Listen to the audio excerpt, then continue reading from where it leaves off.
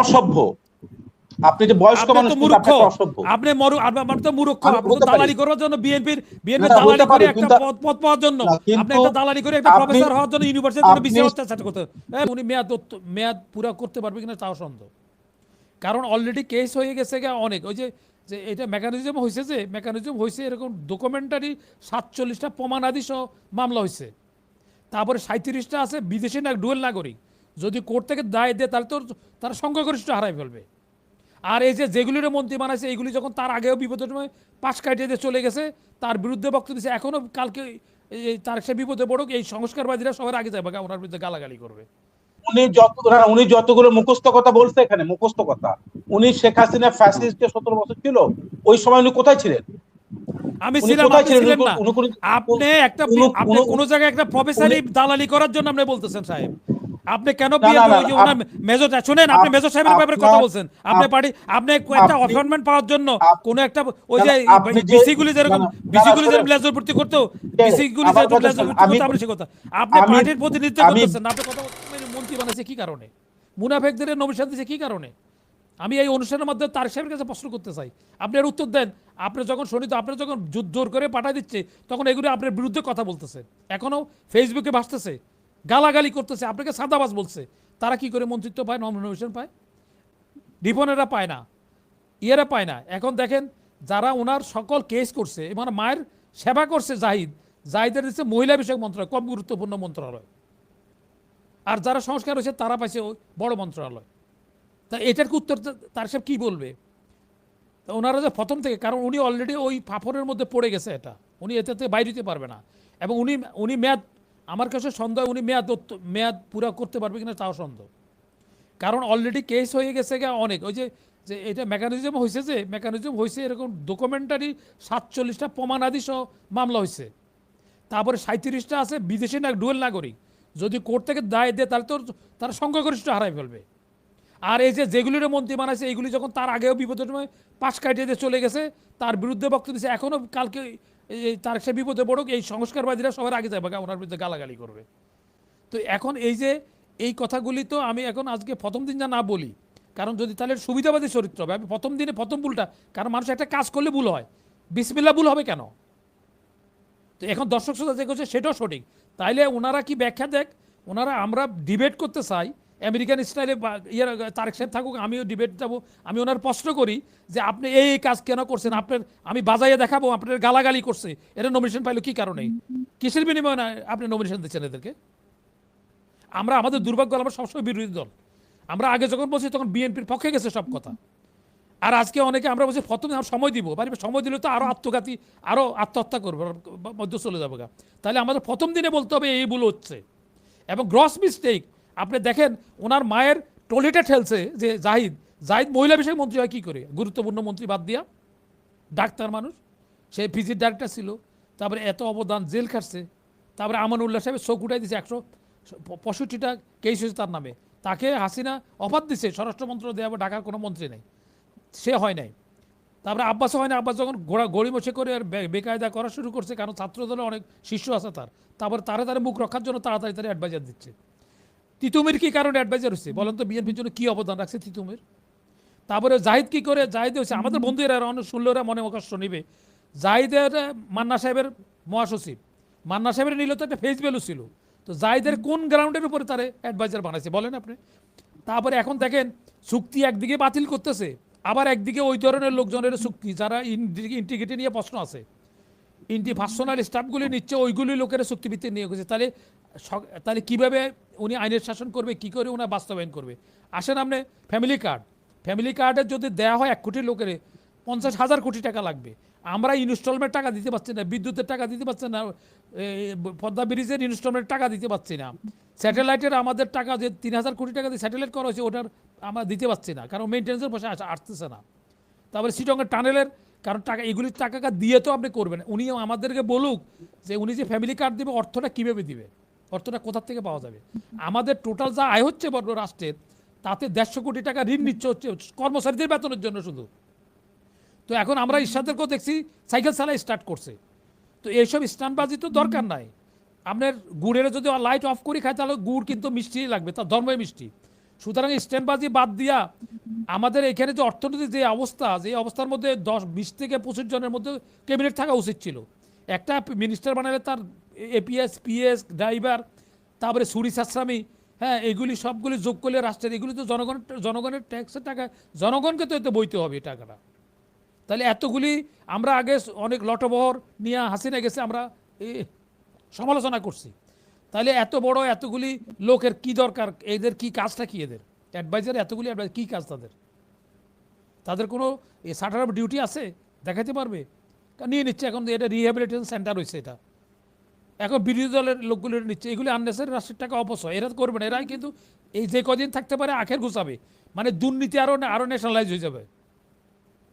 তারপরে ওই যে যার কথা রবিউলের কথা বলো, রবিউল মার্ডার কেসের আসামি, সে মির্জা আব্বাসের কর্মী। এখন মির্জা আব্বাসের না যে তারা দেওয়া হয়েছে, এবং তার মার্ডার কেসটা এখনো সেটেল হয় নাই।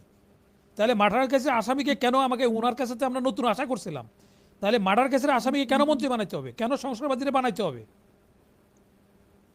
তো সুতরাং আমরা অনেক আশা করছিলাম, আমাদের দুর্ভাগ্য জাতির, আমরা হাসিনা যখন ছিল তখন আমরা ইউনুসের কাছে আশা করছিলাম, ইউনুস আরও খারাপ করছে। এখন আরও যেগুলি আছে, যেসব লোকগুলি আছে ওনার জানার অজান্তেই দুর্নীতিবাজ অনেকগুলি লোক ঢুকে গেছে। উনি একদিকে চুক্তি বাতিল করতেছে, আবার চুক্তিভিত্তিক নিয়োগ দেওয়া হচ্ছে দুইটা। তো ওনার ডাবল স্ট্যান্ডার্ড হচ্ছে না এটা? এখানে রেগুলার ফার্মতে একটা যদি সেক্রেটারিকে চুক্তিভিত্তিক নিয়োগ দেয়, তাহলে 8টা লোকের বঞ্চিত করা হয়, এডিশনাল সেক্রেটারি প্রমোশন পাবে না। একজনের 2 বছর দিলে 2 বছর এই লাইনে প্রমোশনে কেউ পাবে না। তাহলে যেটা হাসিনা করছে উনি কেন করতেছে এটা? তারপরে তার বেসে যারা করতেছে, তার বেসে টপ 10, মানে মেধাভিত্তিতে যদি 10-এর মধ্যে লোক আছে, এই ধরনের লোক চুক্তিভিত্তিক নিয়োগ হচ্ছে না, তাদের 20-র পরে যাগো সিরিয়াল তা করে বানানো হচ্ছে। তো এখন এগুলি ব্যাপার হচ্ছে, আমরা বলছি দয়া করে আমাদেরকে ভুল বুঝবেন না। আমি তারেক সাহেবের কাছে অনুরোধ করব, আপনি যাদের চুক্তিভিত্তিক নিয়োগ দিচ্ছেন এদের ব্যাকগ্রাউন্ডটা দেখেন দেখি। এই যে আরেকটা লোকের পাশ গেছে, আপনার একটা সারসংক্ষেপ গেছে মঞ্জুর, সেইখানে জয়েন্ট সেক্রেটারি ছিল, তাকে সেক্রেটারি বানায় এখন অন্য একটা মন্ত্রণালয় দেওয়ার জন্য। সেটা চোর, ক্যান্টনমেন্টে চাকরি করছে, আমরা জানি কোথায় কোথায় চাকরি করছে, কি কি ডাটা আছে। এখন এত ডাটা বলতে গেলে ব্যক্তিগত শত্রুতা হয়ে যায়। তাইলে আপনি ডাকাত তাড়ায় চোর তাড়ায় ডাকাতের কেন চুক্তিভিত্তিক নিয়োগ দিচ্ছেন? চুক্তিভিত্তিক নিয়োগের থেকে তো বাইরে চলে আসা হচ্ছে। এমন না যে এটা স্পেশালি হার্ট স্পেশালি এরকম লোক পাওয়া যাচ্ছে না, এটা বিমানে আবিষ্কার করছে এরকম বিজ্ঞানী পাওয়া যাচ্ছে না। এই প্রশাসনিক জেনারেল মিডিয়াকার লোকগুলি, এদের কেন চুক্তিভিত্তিক নিয়োগ দিতে হবে? আর চুক্তিভিত্তিক নিয়োগ দেওয়ার আপনি বলেন যে আপনি 60 বছর চাকরি করছেন, 60 বছরের 6টা কাজ দেখানতে উল্লেখ করা জাতির স্বার্থে কাজ করছেন। যদি দিতে পারে, তারা বলতে পারে প্রকাশ্য মিডিয়ার সামনে, তারেক সাহেবের উপস্থিতি যদি বলতে পারে, তারা 10 বার এক্সটেনশন দেন, আমাদের কোনো আপত্তি নেই। এই লোকগুলি যারা ইন্টিগ্রিটি নাই, তারা এখন কইছে কি চুরি করার জন্য চাকরি গেছে, প্রমোশন হয় নাই, আশা করতেছে কি আমার তো হাসিনা প্রমোশন দেয় নাই, দাও তারে প্রমোশন লাগাই দাও। তো এটা তো আগে তো বৃত্তান্তটা দেখতে হবে, তো কি কারণে হয়েছে, কি চুরির জন্য হয়েছে, তার ইন্টিগ্রিটির জন্য প্রমোশন পায় নাই, নাকি বিএনপি করে এই জন্য? একটা প্রশাসনের লোক, আর্মির লোক তো বিএনপি আওয়ামী লীগ করার কথা না, সে তো প্রজাতন্ত্রের কর্মকর্তা। তো এখন ওনারা আসছে কি বলতেছে, শেষ করতে হবে। তো আবার দেখেন আপনি, ওই সময় আমরা হারুনের সমালোচনা করছি, কোহিনুর সমালোচনা করছি, মনির সমালোচনা করছি, এখন আবার ফুল নিয়ে কিছু কিছু অফিসার আছে রাজনীতিবিদের বাসায় দৌড়াচ্ছে, এরা অ্যালাউ করতেছে। কেন অ্যালাউ করতেছে? ও তো আইনশৃঙ্খলা ঠিক করবে, ও মন্ত্রীর বাড়িতে ফুল নিয়ে দৌড়াবার কি আছে? আবার হারুনের জন্ম হবে, আবার মনিরের জন্ম হবে।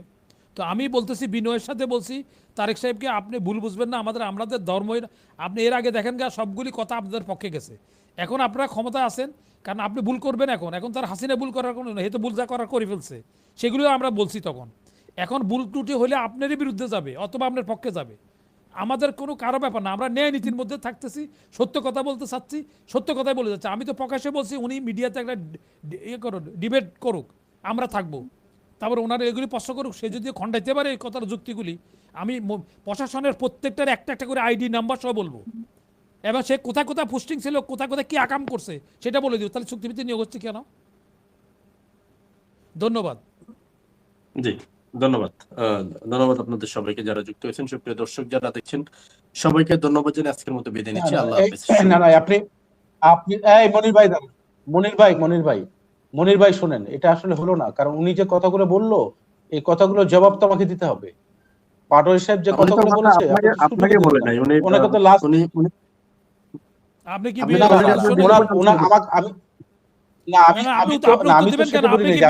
আপনি কি বিএনপির রিপ্রেজেন্টেটিভ? আপনি বিএনপির না, কথার উত্তর দিতে হবে না, আমি আমি আমি না, আমি টক শোতে যেহেতু আলোচনা আপনি টক শোতে আছেন শুরু আলোচনা, করছি, আমি তো পার্টিকে বলছি, আপনি তো পার্টি রিপ্রেজেন্ট করেন না। আর না এটা টাইম আমি তো পার্টির, আপনি আপনি তো কন্টিনিউয়াসলি যতগুলো কথা বললেন, আমার তো নাগরিক হিসেবে আমার কিছু কথা বলার রাইট আছে। না রাইট আছে আছে, না? এখন এটার জন্য কি 3 ঘন্টা লাগাবে? আপনি টক শোটা 3 ঘন্টা নিয়ে যাবে? না 3 ঘন্টা না, আপনাকে না মনির ভাইয়ের সমস্যাটা হচ্ছে যে আপনি যখন কথাগুলো ভাল লাগে আপনার, তখন তাকে অবারিত সুযোগ দেন, আর যখন কথাগুলো ভাল লাগে না আপনি তাকে সুযোগ না না, দেন আমি না। ওনাকে কারণ উনি যে অবারিত কত- সুযোগ না দেন না নাই। না, উনি যতগুলো উনি যতগুলো মুখস্থ কথা বলছে এখানে, মুখস্থ কথা, উনি শেখ হাসিনা ফ্যাসিস্ট 17 বছর ছিল, ওই সময় উনি কোথায় ছিলেন? আমি উনি ছিলাম, কোথায় আপনি ছিলেন? ছিলেন না। আপনি কোন জায়গায় একটা প্রফেসরি দালালি করার জন্য আপনি বলতেছেন সাহেব। আপনি কেন বিএনপি ওই যে ওনার মেজর শুনেন, আপনি মেজর সাহেবের ব্যাপারে কথা বলছেন। আপনি পার্টি, আপনি একটা অ্যাপয়েন্টমেন্ট পাওয়ার জন্য কোন একটা ওই যে বিসি গুলি যেরকম লেজার ভর্তি করতো, বিসি গুলি যেরকম লেজার ভর্তি করতো, আপনি সে কথা। আপনি পার্টির প্রতিনিধিত্ব করতেছেন না, আপনি কথা বলছেন কেন? বিএনপি বলুক, বিএনপি বলুক, এটা আমি আপনার সাথে কোন সভ্য মানুষ আলোচনা করতে পারে না। আপনি তো অসভ্য লোক, দালাল আপনি। সুতরাং আপনি আচ্ছা, দালাল লোক, আমরা দালালি শেষ করি, করতেছেন। শেষ করি, একটু ব্যক্তিগত আক্রমণে না যাই, কেউ কাউকে ব্যক্তিগত আপনি আক্রমণ না দালালি করি, করতে আমরা শেষ আসছেন করি। আপনাদের মতো। না, আমরা বিসি আমি- দের দেখছি, আমরা বিসি দের দেখছি, না, আমরা বিসি দের না, দেখছি দালালি করতে দেখছি আমরা। 12 বছর আমি কথা বলেছি, আপনি ছিলেন না, রাখেন আপনার রাখেন, আপনি স্মৃতিও রাখেন, এই বাবু করে দেন। আপনার স্ত্রীও দেখে দালালি নেন। রানেন কি জন্য? খালি খালি আপনার স্ত্রী- আপনার আপনার স্ত্রী- আপনি একটা অসভ্য, আপনি যে বয়স্ক আপনি মানুষ তো কিন্তু মূর্খ, আপনি একটা অসভ্য। আপনি আপনি তো মূর্খ। আমি আপনি তো বলতে পারি। দালালি করার জন্য বিএনপির না, হতে দালালি করে পারি, একটা কিন্তু- পদ পাওয়ার জন্য না, কিন্তু আপনি একটা দালালি করে একটা আপনি- প্রফেসর হওয়ার জন্য ইউনিভার্সিটি করে বিসি হচ্ছে চেষ্টা করতে। এই না বন্ধ করে দেন। শেখ হাসিনার 17 বছরে শেখ হাসিনার সময়, 17 শেখ হাসিনার সময় বছরে বলছি টিকে কিনা, দেখেন ওই ওই যে শেখ হাসিনার সময় যে বলছি কিনা ও জানে, আপনার কোনো টিকেও ওই যে দেখেন এনাম জানে, এনাম জানে। আপনি দেখবেন কোথায়? আপনি দেখবেন যে আমরা তো বেশি বেশি তদবির পিছে যান। রাখেন না, আপনি ওনাকে দেখেন, ফাজিল, আপনি একটা অসভ্য এবং ইতর মানুষ। ফাজিল কথাকার, দালাল।